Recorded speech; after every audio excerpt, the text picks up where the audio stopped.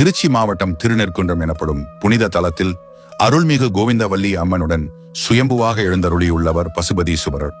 ஒரு காலத்தில் கைலாயத்தில் சிவபெருமான் அம்பிகைக்கு வேத சாஸ்திரங்களின் அர்த்தங்களை எடுத்துரைத்துக் கொண்டிருந்தார். அந்நேரத்தில் காமதேனு அங்கு வந்ததால் தேவியின் கவனம் அதன் மீது சென்றது.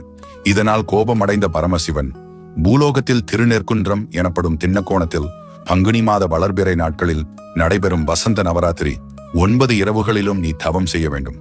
அப்பொழுது நான் பசுவாக உனக்கு காட்சி அளிப்பேன். பின்னர் நீ என்னை அடைவாய் என பார்வதி தேவிக்கு அருள்வாக்கு வழங்கினான். இதன் அடிப்படையில் இந்த திருக்கோயில் உருவாகியதாக கூறப்படுகிறது. மேலும் கருவறையின் 4 தூண்கள் 4 வேதங்களின் சிறப்புகளை எடுத்துரைக்கின்றன என நம்பப்படுகிறது. கருவறை கஜபிருஷ்ட கர்ப்பகிரகம் யானையின் முதுகு போல வளைந்த வடிவமைப்பு அமைப்பில் உள்ளது. இந்த ஊரைச் சேர்ந்த இடையன் ஒருவர் தினமும் மாடுகளை மேய்ச்சலுக்கு கொண்டு செல்வார். ஆனால் ஒரு குறிப்பிட்ட பசு மட்டும் பால் கறக்கவில்லை. காரணம் அறிய முயன்ற போது அந்த பசு குன்றின் மீது சென்று பால் பொழிவதைக் கண்டு கோபமடைந்த இடையன் பசுவை தடியால் அடிக்க அது உயிரிழந்தது. அன்றிரவு அந்த பகுதியை ஆண்ட பராந்தக சோழ மன்னருக்கு கனவில் இறைவன் தோன்றி, அந்த இடத்தில் கோயில் கட்டி பிரதிஷ்டை செய்ய வேண்டும். நீ பிரதிஷ்டை செய்யும் நேரத்தில் நிறுதி மூலையில் சுயம்புவாக நான் எழுந்தருள்வேன் என கூறியதாக கூறப்படுகிறது.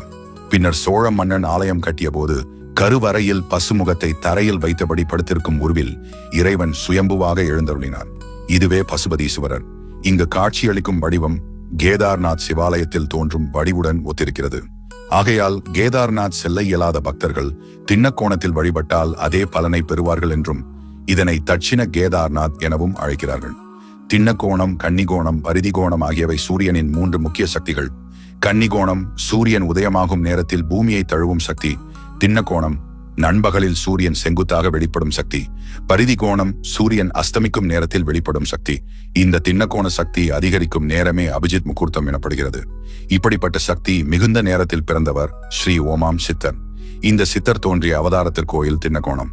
மேலும் அருகிலுள்ள ஆமூர் ஸ்ரீரவீசுவரர் ஆலயத்தில் சிவலிங்கத்துடன் ஐக்கியமடைந்தார் என கூறப்படுகிறது. நந்திதேவன் இறைவனின் சந்நிதிக்கு நேர் எதிரே எழுந்தருளி இருப்பது வழக்கமானது. ஆனால் இங்கு நந்தியின் முன்னிரு கால்கள் மடிந்த நிலையில் வலது காது சுருண்ட நிலையில் காட்சியளிப்பது விசேஷமாகும்.